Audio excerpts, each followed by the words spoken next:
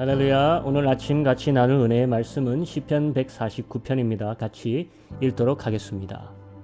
할렐루야. 새 노래로 여호와께 노래하며 성도의 회중에서 찬양할지어다. 이스라엘은 자기를 지으신 자로 인하여 즐거워하며 시온의 자민은 저희의 왕으로 인하여 즐거워할지어다. 춤추며 그의 이름을 찬양하며 소고와 수금으로 그를 찬양할지어다. 여호와께서는 자기 백성을 기뻐하시며 겸손한 자를 구원으로 아름답게 하심이로다. 성도들은 영광 중에 즐거워하며 저희 침상에서 기쁨으로 노래할지어다. 그 입에는 하나님의 존영이요 그 수중에는 두날 가진 칼이로다. 이것으로 열방에 복수하며 민족들을 벌하며 저희 왕들은 사슬로 저희 귀인은 철고랑으로 결박하고 기록한 판단대로 저에게 시행할지로다. 이런 영광은 그 모든 성도에게 있도다. 할렐루야. 아멘. 이 아름다운 시편의 찬양의 요점은 우리에게 허락하신 것 두 가지가 있다는 것입니다. 하나는 우리에게 심판의 칼이 있다는 것입니다. 또 다른 하나는 우리에게 찬양의 음성이 있다는 것입니다. 이 두 가지 주어진 무기를 가지고 그 무기의 임무에 맞는 삶을 사는 성도의 삶이 복되고 영광되다고 찬양하는 시입니다. 6절 한번 같이 읽어보겠습니다. 그 입에는 하나님의 존영이요 그 수중에는 두날 가진 칼이로다. 또 9절을 한번 읽어보겠습니다. 기록한 판단대로 저에게 시행할지로다. 이런 영광은 그 모든 성도에게 있도다. 할렐루야. 하나님의 모든 성도에게 주어진 영광, 우리가 누려야 될 영광이 있는데 그것은 찬양의 음성과 심판의 칼을 사용하는 사역이라는 것입니다. 먼저 찬양의 음성을 사용하는 성도들의 모습을 보여주며 찬양하는 내용이 1절에서 5절 내용입니다. 새 노래를 부르는데 찬양의 음성을 사용합니다. 1절이죠. 나 혼자가 아니라 성도들과 함께 공동체에서 찬양의 음성을 같이 사용한다라는 것입니다. 또 그 찬양의 내용은 2절에 나오죠. 창조주 하나님이 우리 하나님 되심을 즐거워한다. 그 하나님이 우리에게 단순히 먼 우주에 계신 한 신이 아니라 우리를 다스리는 실질적인 왕이 되심을 즐거워한다. 이 노래하고 있습니다. 우리는 그저 매일 삶에서 어떤 한 신을 모셔놓고 사는 것이 아닌 줄로 믿습니다. 우리가 믿는 하나님은 왕이 되신 하나님이십니다. 세상 어떤 신에게 이런 개념이 존재합니까? 왕이라는 것은 나라가 있고 주권이 있고 백성이 있는 자입니다. 우리 성도를 다스릴 뿐 아니라 우리가 살고 있는 이 모든 땅에 대한 권위와 역량을 직접 행사하시는 정치적이기도 하고 경제적이기도 하고 심리적이고 관계적인 하나님이십니다.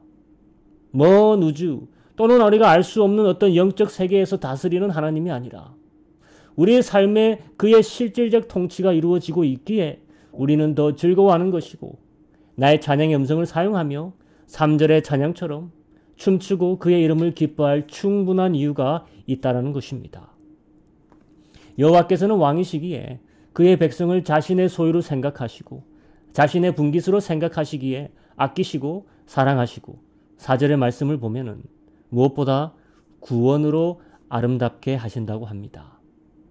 성도님들, 어느 나라의 왕이 자기 백성을 구원으로 아름답게 하는 이가 있습니까? 이 나라의 백성 또한 특징이 있습니다.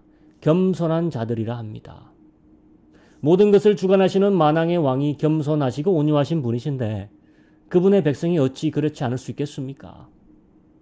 우리는 이 세상에 살면서 너무나 오만하고 무례한 지도자들만 보아왔습니다.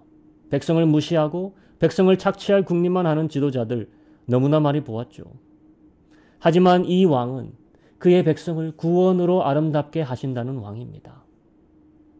그리고 우리는 그 구원이 얼마나 큰 희생을 치르고 이루어진 것을 아는데 그런 왕이 나의 왕이요 메시아라는 사실이 너무나 감사하고 내 찬양의 음성을 높일 제목이 되지 않겠습니까?